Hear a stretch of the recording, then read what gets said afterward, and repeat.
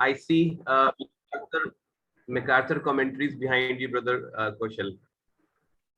Yes, They are very helpful. they are. Yes, they are. Right. Yeah, over the past many years, I have been using them. Yeah. That's been great. Yeah. Are you also using them? Yes, brother.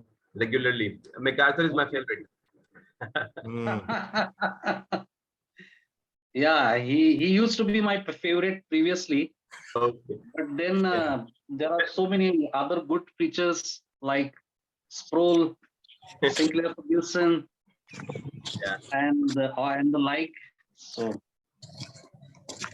they are like him. They are like him only. Yeah. So MacArthur used to be your favorite until you studied covenant theology, right? Yes. Yes, brother. You're right. And Sproul is my favorite, as well as R.C. Sproul. Yeah, wonderful. When I read his book, Chosen by God. Yeah, that's amazing. I was reconverted. Praise God. This is the one. Yeah, I have read this one. Over to brother Saurabh.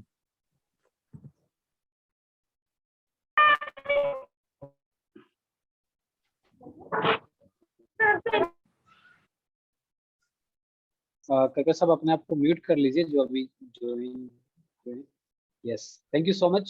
सो आप सभी का स्वागत है अनुग्रह और सत्य Hindi podcast के इस 5वें भाग में। सो हम परमेश्वर के आभारी हैं कि हम आज जिस 5वें भाग में इस प्रकार से इकट्ठा हो पाए और इसमें अपना कीमती समय निकाल कर इसमें जुड़ने वाले हो सके। इससे पहले हम जिन और भागों पे चर्चा कर चुके हैं, मैं ब्रीफली एक बार बताना चाहता हूँ। जो पहला हमने जब शुरुआत की थी धर्म सुधार दिवस पे इसकी शुरुआत की थी। उसके बाद में जो पहला पॉडकास्ट हुआ था उसमें हमने बताया था मसीह की देह धारण के ऊपर चर्चा की गई थी। उसके बाद में हमने चर्चा की थी क्या हमारे पास स्वतंत्र इच्छा है, और उसके बाद में बिना शर्त चुनाव के ऊपर भी चर्चा की जा चुकी है इस प्रकार के अनुग्रह और सत्य हिंदी पॉडकास्ट के माध्यम से। वो जो लास्ट जो हमारा चर्चा का विषय था वो था निश्चित प्रायश्चित। और आज आप जैसे सब वाकिफ हो, आज हम जिस मुख्य बिंदु के ऊपर चर्चा करने जा रहे हैं वो इस अनुग्रह सत्य हिंदी पॉडकास्ट का 5वां भाग है, जिसे हम कहते हैं अप्रतिरोध्य अनुग्रह। सो हम आभारी हैं परमेश्वर के। आइए हम प्रार्थना के साथ शुरुआत करें। सो मैं विनती करता हूँ ब्रदर मंगेश से कि वो प्लीज प्रार्थना करें और इस पॉडकास्ट की शुरुआत करें। जरूर। आइए हम दुआ करते। अनुग्रहकारी स्वर्गीय पिता प्रभु यीशु मसीह में आपके सम्मुख आके सभी आत्मिक आशीषों के लिए आपको धन्यवाद देते हैं। धन्यवाद देते आपके पुत्र के लिए जिसके जीवन अर्पण पुनरुत्थान के द्वारा आपने हमारा उद्धार पूरा किया है। प्रिय प्रभु, आपका वचन सत्य है। आपके वचन में हमें समर्पित कीजिए। सभी टीचर्स प्रीचर्स जो यहाँ पे जुड़े हैं प्रभु, आपकी आत्मा से अगुवाई कीजिए ताकि आपके पुत्र की महिमा होए और सच्चाई घोषित होए। प्रिय प्रभु, हम दुआ करते हैं यहाँ पे जुड़े हुए भाई बहनों के लिए, धन्यवाद देते हैं उनके जीवन के लिए। पिता परमेश्वर, दुआ करते हैं आप में उन्हें बढ़ाइए। सारी महिमा आप ही को देते प्रभु यीशु के नाम में, आमीन। आमीन। Thank you brother Mangesh. So आइए हम आगे बढ़ते हैं इस पॉडकास्ट के लिए। सो आप सभी वाकिफ हो, जैसे जो आज हम चर्चा कर रहे हैं उस चर्चा का जो बिंदु है, जो पॉइंट है, वो ये अप्रतिरोध्य अनुग्रह। सो बहुत सारे लोग इस टर्म से या फिर ये जो शब्द है जिसको हम इस्तेमाल किया है, जिसे इंग्लिश में इररेसिस्टिबल ग्रेस कहते हैं, इससे शायद आप वाकिफ नहीं होंगे, तो हम बिल्कुल बेसिक से इसके ऊपर चर्चा करेंगे। सो मैं विनती करता हूँ इस वक्त ब्रदर कौशल से कि आप प्लीज प्रकाश डालिए कि इसका मतलब है क्या, अप्रतिरोध्य अनुग्रह है क्या। आप प्लीज इसके बारे में थोड़ा हमें बताइए ब्रदर कौशल। बहुत बहुत शुक्रिया भाई सौरभ। और आप सभी का मैं यहाँ पर स्वागत करता हूँ, और इसलिए कि आप और हम इस माध्यम के जरिए एक दूसरे के साथ जुड़ सकते हैं। तो आज का जो प्रश्न हमारे सामने है वो ये है कि अप्रतिरोध्य अनुग्रह क्या है? अप्रतिरोध्य अनुग्रह क्या है? शायद आपकी कलीसिया में पास्टर मंगेश या पास्टर सौरभ ने आपको ये सीख दी होगी, मगर फिर भी आपके मन में बहुत सारे प्रश्न होंगे, बहुत सारे डाउट्स होंगे। तो इन माध्यम के जरिए हम आपके जो शंकाएं हैं, जो डाउट्स है, वो यहाँ पर we will try to eliminate them. ठीक है, तो अप्रतिरोध्य अनुग्रह का मतलब क्या है? अप्रतिरोध्य अनुग्रह कैल्विन के 5 सिद्धांतों में से एक सिद्धांत है। जैसे आपने देखा होगा कि पिछले मुझे लगता है ये चौथा या 5वां एपिसोड है, जिसमें पहले हमने देखा टोटल डिप्राविटी, जिसमें हमने सीखा कि मनुष्य पूर्ण रूप से अपने पापों में डूबा हुआ है, मरा हुआ है, और अनकंडीशनल इलेक्शन, किसी भी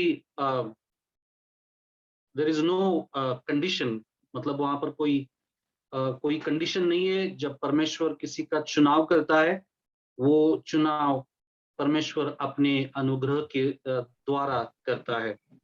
और तीसरा हमने देखा लिमिटेड अटोनमेंट, जिसमें हमने डेफिनेट अटोनमेंट देखा। और आज हम इररेजिस्टिबल ग्रेस, जिसे हिंदी में अप्रतिरोध्य अनुग्रह कहते हैं।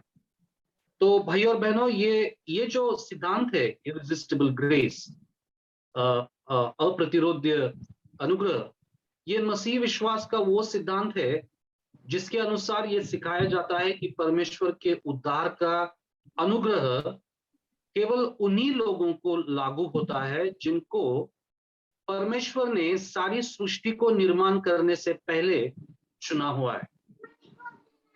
इसके साथ ही साथ ये सिद्धांत ये भी सिखाता है कि परमेश्वर उसके समय के अनुसार चुने हुए लोगों के प्रतिरोध पर काबू पा लेता है। यहाँ पर मैं आपसे चाहूंगा कि आप इन बातों पर आपका गौर फरमाएं, क्योंकि जो बातें यहाँ पर कही जा रही है बहुत ही महत्वपूर्ण है, जो आपके आत्मिक जीवन के लिए बहुत ही आशीषदायी साबित हो सकती है। इस सिद्धांत में यह सिखाया जाता है कि परमेश्वर उसके समय के अनुसार चुने हुए लोगों के प्रतिरोध पर काबू पा लेता है, ताकि वो लोग सुसमाचार की बुलाहट के आज्ञा का पालन करें, ताकि वे यीशु मसीह के विश्वास में आ सके। ठीक है, तो इस अनुग्रह में और प्रतिरोधित अनुग्रह में बहुत सा अंतर है, क्योंकि इस दुनिया में बहुत से ऐसे लोग हैं कि जो ऐसा विश्वास करते हैं कि ये जो अप्रतिरोध्य अनुग्रह के बारे में आप बात करते हैं, या ये जो अप्रतिरोध्य अनुग्रह के बारे में आप लेक्चर देते हैं, वो पवित्र शास्त्र के अनुसार नहीं है। बहुत से लोग ऐसे कहते हैं।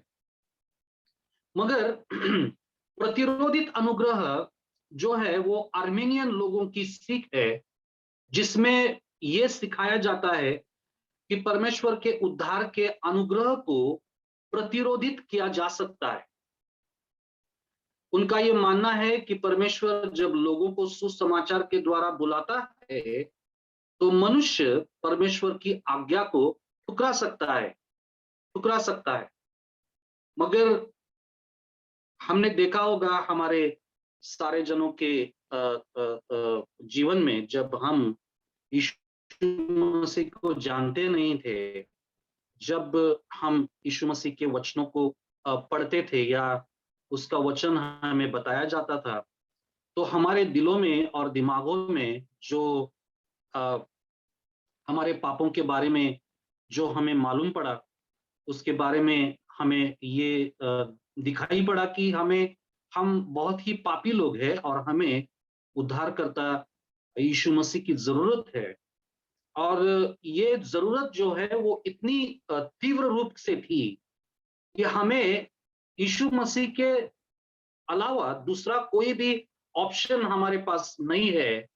और उस भावना के साथ हम यीशु मसीह के पास आते हैं और हमारे पापों को उसके पास हम हमारे पापों की कबूली देते हैं, हमारे पापों का उसके पास कन्फेशन करते हैं। ठीक है, तो ऐसा नहीं है कि परमेश्वर एक रोबोट की तरह हमें मानता है, ऐसा हरगिज नहीं है। मगर उसका जो अनुग्रह है वो अनुग्रह इतनी सफलता से हमारे दिलो दिमाग में कार्य करता है ताकि हमें हमारे पापों की जो द अगलीनेस ऑफ सिन, हमारे अंदर जो पाप का जो घिनौनापन है, वो घिनौनापन हमें यही अनुग्रह दिखाता है। और उसके साथ ही साथ हमें ये दिखाता है कि हम स्वर्ग के मार्ग पर नहीं है, हम नरक के मार्ग पर है। और यही वो अनुग्रह है जो हमें ये मानने पर मजबूर करता है, प्यार के द्वारा हमें ये मानने पर मजबूर कर देता है कि यीशु मसीह ही केवल हमें परमेश्वर के पास ले जाने का एक ही मार्ग है। तो ये है उसका अनुग्रह, जो अनुग्रह हमें यीशु मसीह के पास आने के लिए मजबूर करता है।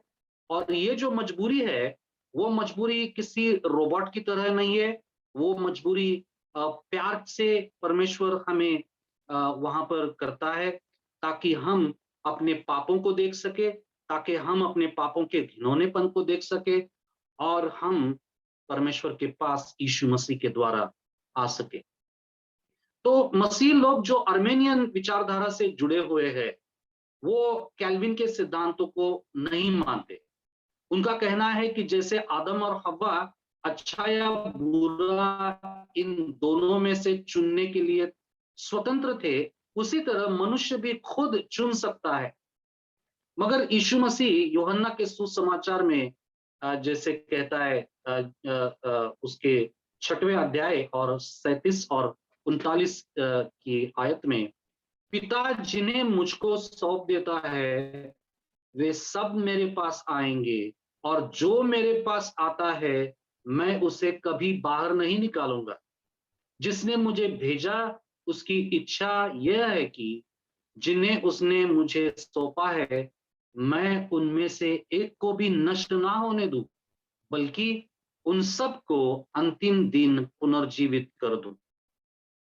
उसके साथ ही साथ जॉन चैप्टर 6 वर्सेस 44 और 45, यूहन्ना की सुसमाचार उसका 6वां अध्याय और 44 या 45 वचन जो है वो ये कहता है कि जब तक पिता जिसने मुझे भेजा है आकर्षित न करे कोई मेरे पास नहीं आ सकता है और मैं उसे अंतिम दिन पुनर्जीवित कर दूंगा। जिस किसी ने पिता से सुना और सीखा है वह मेरे पास आता है। उसके साथ ही साथ 12वां अध्याय और 32वीं आयत कहती है, मैं कहता हूं कि और मैं जब भूमि से ऊपर उठाया जाऊंगा तब सब मनुष्यों को अपनी ओर आकर्षित करूंगा। ये जो आकर्षित करना है मेरे भाई और बहनों, ये जो आकर्षित करना है वही परमेश्वर का अप्रतिरोध्य अनुग्रह है, जिस अनुग्रह को हम ना नहीं कह सकते।